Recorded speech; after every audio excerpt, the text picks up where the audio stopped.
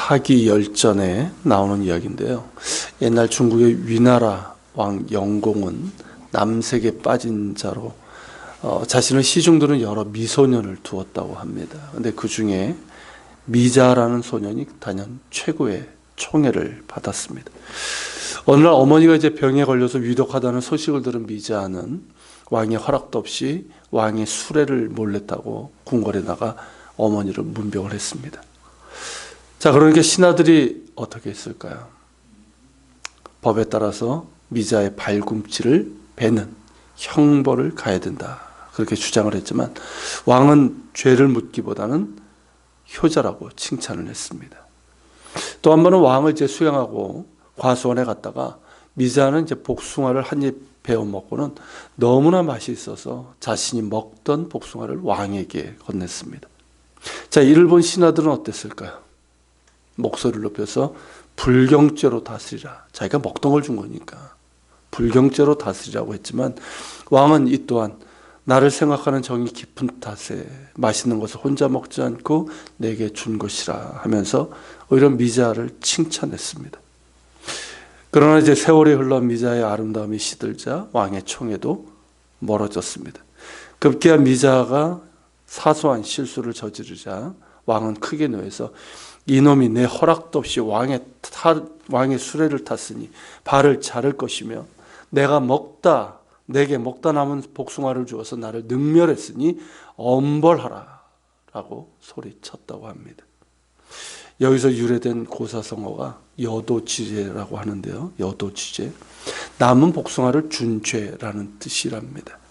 그러니까 같은 행동인데도 사랑을 받을 때와 미움을 받을 때가 각각 다르게 받아들여질 수 있다. 상황에 따라서 다르게 받아들일 수 있다. 그런 의미로 이제 쓰이는 말이라고 합니다. 이 미자의 행동이 달라진 것이 아니죠. 누가 달라진 걸까요? 왕의 마음이 변했기 때문입니다. 그래서 전에는 칭찬을 받았던 일이 후에는 죄를 받게 되었다는 거죠.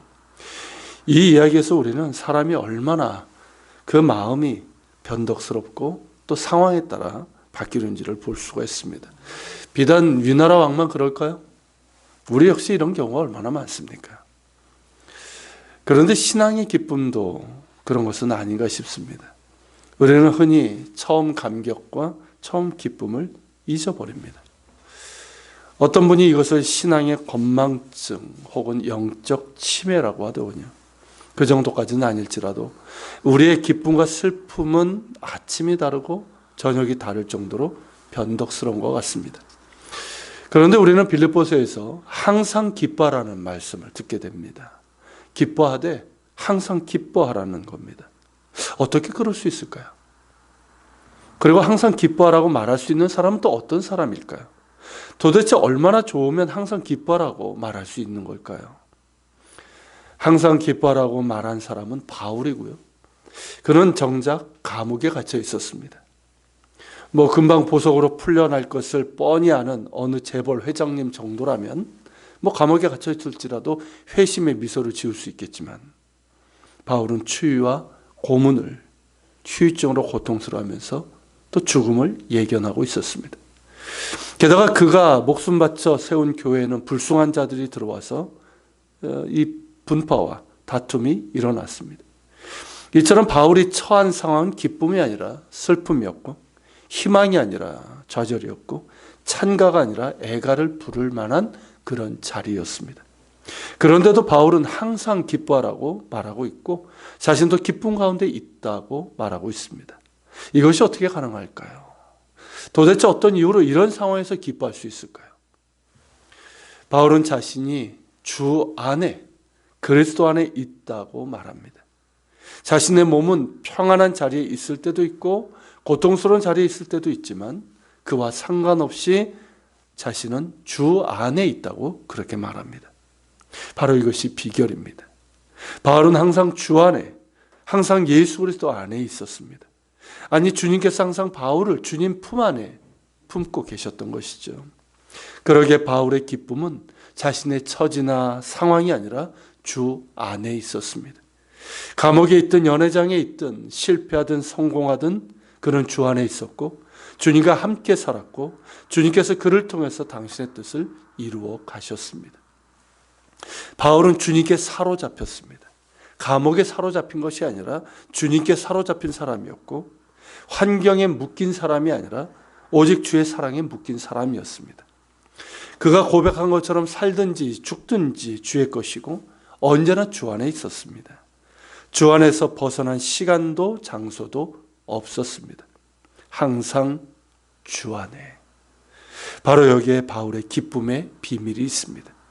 그 비밀을 빌립보 교인들이 알기를 원한 것이죠. 또한 우리에게도 그렇습니다. 바울은 그 생생한 목소리를 우리에게 말합니다. 주 안에서 항상 기뻐하라. 내가 말하노니 기뻐하라. 어떻습니까, 여러분? 기뻐하고 계십니까? 지금 여러분들은 어디에 있습니까?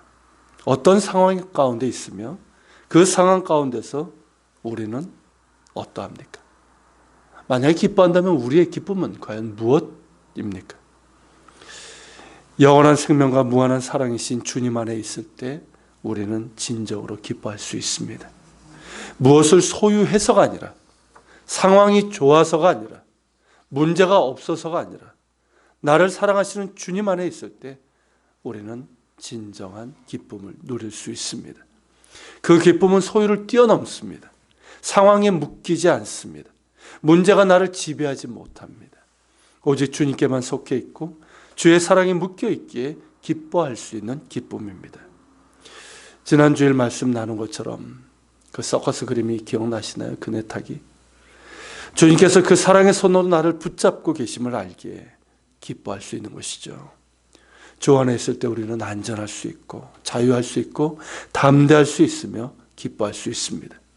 그렇게 내가 주님 안에 있을수록 주님과 더욱 친밀한 교제 가운데 있을수록 그리고 주님의 뜻에 기쁨으로 순종하며 살아갈수록 주님 안에 있는 기쁨은 더욱더 깊어지고 바울처럼 항상 기뻐할 수 있게 됩니다. 기뻐하십시오. 주 안에서 기뻐하십시오. 주 안에서 항상 기뻐하십시오. 주님께서는 우리와 함께 하시기 위해서 이 땅에 오셨습니다. 주님을 기다리는 이 성탄의 절기에 우리는 오롯이 주 안에 있습니다. 기도하겠습니다. 주님, 죄와 슬픔이 가득한 세상에 살면서 주님을 기다립니다. 그러나 기뻐하게 하옵소서. 우리가 어디에 있든지 무엇을 하든지 주님 안에 있게 하옵소서. 우리가 성공하든 실패하든 살든 죽든 다만 주 안에 있게 하옵소서. 더욱 주님 안에 있게 하시고 주님과 함께 살게 하시고 주님의 뜻에 순종하며 살아가는 가운데 주님 안에 있는 기쁨을 언제나 누리게 하여 주옵소서. 우리의 영원한 기쁨이 되시는 예수님의 이름으로 기도합니다. 아멘. 계속해서 기도합니다.